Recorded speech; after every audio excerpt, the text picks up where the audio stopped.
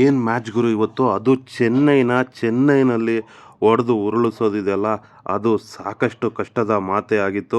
Actually RCB ಕೂಡ ಮೊದಲನೇ ಪಂದ್ಯವನ್ನು CSK ವಿರುದ್ಧ ಆಡಿತ್ತು. ಆದರೆ ಚೆನ್ನೈಯನ್ನು RCB ಕೈಯಲ್ಲಿ ಚೆನ್ನೈಯಲ್ಲಿ ಉರುಳಿಸೋಕೆ ಆಗಲಿಲ್ಲ.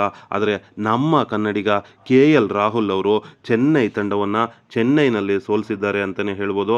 ಯಾಕಂದರೆ ಇದುವರೆಗೂ ಚಪಾಕ್ ಕ್ರೀಡಾಂಗಣದಲ್ಲಿ ಯಾವತ್ತೂ ಕೂಡ ಚೆನ್ನೈ 200 ರನ್ಗಳನ್ನು ದಾಟಿದ ನಂತರ ಸೋತಂಥ ಒಂದು ಹಿಸ್ಟ್ರಿನೇ ಇಲ್ಲ. ಆ ಹಿಸ್ಟ್ರಿಯನ್ನು ತಲೆ ಬುಡ ಮೇಲು ಮಾಡಿದ್ದು ನಮ್ಮ ಕನ್ನಡಿಗ KL ರಾಹುಲ್ ಅಂತಲೇ ಹೇಳ್ಬೋದು. ಇವತ್ತು KL ರಾಹುಲ್ ಅವರು ಅಷ್ಟೊಂದು ಬ್ಯಾಟಿಂಗಲ್ಲಿ ಒಂದು ಒಳ್ಳೆ ಪರ್ಫಾರ್ಮೆನ್ಸನ್ನು ಕೊಡಲಿಲ್ಲ, ಆದರೆ ಒಂದು ಉತ್ತಮವಾದಂಥ ನಾಯಕತ್ವವನ್ನು ನಿಭಾಯಿಸಿದ್ರು ಅಂತಲೇ ಹೇಳ್ಬೋದು. ಕ್ವಿಂಟನ್ ಡಿಕಾಕ್ ಮತ್ತು KL ರಾಹುಲ್ ಇಬ್ಬರು ಒಂದು ಒಳ್ಳೆ ಪಾರ್ಟ್ನರ್ಶಿಪ್ಪನ್ನು ಕೊಡಲಿಲ್ಲ. ಆದರೆ ಮಾರ್ಕಸ್ ಸ್ಟೋಯ್ನಿಸ್ ಇದ್ದಾರಲ್ಲ, ಅವರು ಮತ್ತೊಬ್ಬ ಆಸ್ಟ್ರೇಲಿಯಾದ ಪವರ್ ಏನು ಅಂತ ತೋರಿಸಿ CSKಗೆ ಸೋಲುಣಿಸಿದ್ರು ಅಂತಲೇ ಹೇಳ್ಬೋದು. ಅಲ್ಲಿ ದೇವದತ್ ಪಡಿಕ್ಕಲ್ ಅವರು ಕೂಡ ಇಂಪ್ಯಾಕ್ಟ್ ಪ್ಲೇಯರ್ ಆಗಿ ಬಂದರು, ಆದರೆ ಯಾವುದೇ ಒಂದು ಇಂಪ್ಯಾಕ್ಟನ್ನು ಅವರು ಕ್ರಿಯೇಟ್ ಮಾಡಲಿಲ್ಲ. ಆದರೆ ನಿಕ್ಲಸ್ ಪೂರನ್ ಕೇವಲ 15 ಎಸೆತಗಳಲ್ಲಿ 34 ರನ್ಗಳನ್ನು ಗಳಿಸಿದ್ರೆ ಮಾರ್ಕಸ್ ಸ್ಟೋಯ್ನಿಸ್ ಕೇವಲ 63 ಎಸೆತಗಳಲ್ಲಿ 124 ರನ್ಗಳನ್ನು ಗಳಿಸಿದರು. ಇತ್ತೀಚೆಗೆ ಸೆಂಚುರಿಯನ್ನು ಗಳಿಸಿದ್ರು ಕೂಡ 200 ರನ್ನುಗಳ ಗಡಿಯನ್ನು ತಲುಪಿದ್ರೂ ಕೂಡ ಗೆಲುವು ಕಟ್ಟಿಟ್ಟ ಬುತ್ತಿ ಅಲ್ಲ ಅನ್ನೋದನ್ನು ಇವತ್ತು LSG ಮತ್ತೊಮ್ಮೆ ಪ್ರೂವ್ ಮಾಡಿದೆ. ಯಾಕಂದರೆ ಮೊದಲ ಇನ್ನಿಂಗ್ಸಲ್ಲಿ ಅಲ್ಲಿ ಋತುರಾಜ್ ಗಾಯಕ್ವಾಡ್ ಅವರು ಸೆಂಚುರಿಯನ್ನು ಬಾರಿಸಿದ್ರು. ಚೆನ್ನೈ ಸಾಕಷ್ಟು ಒಳ್ಳೆಯ ಪರಿಸ್ಥಿತಿನಲ್ಲೇ ಇತ್ತು. ಕೇವಲ 60 ಬಾಲ್ಗಳಲ್ಲಿ ಋತುರಾಜ್ ಗಾಯಕ್ವಾಡ್ ಅವರು 108 ರನ್ಗಳನ್ನು ಗಳಿಸಿದರು. ಮತ್ತೊಂದು ಕಡೆ ಶಿವಮ್ ದುಬೆ ಸಿಕ್ಸರ್ ದುಬೆ ಆಗಿ ಮಾರ್ಪಟ್ಟಿದ್ದಾರೆ. ಅವರು ಕೇವಲ 27 ಬಾಲ್ಗಳಲ್ಲಿ 66 ರನ್ಗಳನ್ನು ಗಳಿಸಿದರು. ಅವರ ಸ್ಟ್ರೈಕ್ ರೇಟ್ ಕೂಡ 244 ಇತ್ತು.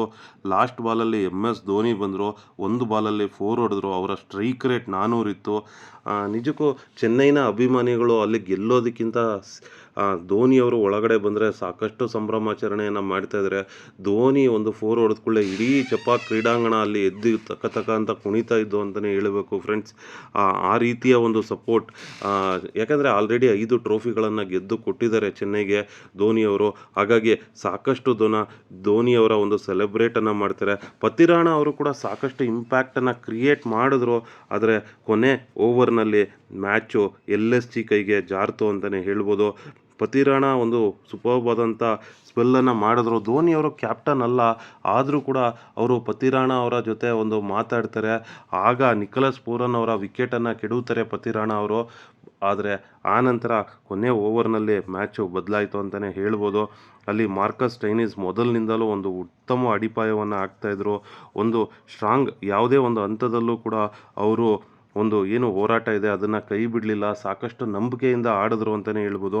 ಆ ನಂಬಿಕೆನೇ ಅವರಿಗೆ ಫಲ ಕೊಡ್ತು ಅಂದರೆ ತಪ್ಪಾಗೋದಿಲ್ಲ. ಒಂದು ಸೂಪರ್ಬ್ ಆದಂಥ ಒಂದು ನಾಕನ್ನು ಆಡಿ ಅವರು ತನ್ನ ತಂಡವನ್ನು ಗೆಲ್ಲಿಸಿ ಕೊಟ್ಟಿದ್ದಾರೆ. ಅದರ ಪರವಾಗಿ ಆ್ಯಕ್ಚುಲಿ LSG ಒಂದು ಸೂಪರ್ಬ್ ಆದಂಥ ಒಂದು ಪರ್ಫಾರ್ಮೆನ್ಸನ್ನು ಕೊಟ್ಟಿದೆ ಅಂತಲೇ ಹೇಳ್ಬೋದು. ಇದು ಅವರಿಗೆ ಆ್ಯಕ್ಚುಲಿ ಟೇಬಲ್ನಲ್ಲೂ ಕೂಡ ಒಂದು ಉತ್ತಮವಾದಂಥ ಸ್ಥಾನವನ್ನು, ಅವರೀಗ 4ನೇ ಸ್ಥಾನದಲ್ಲಿದೆ.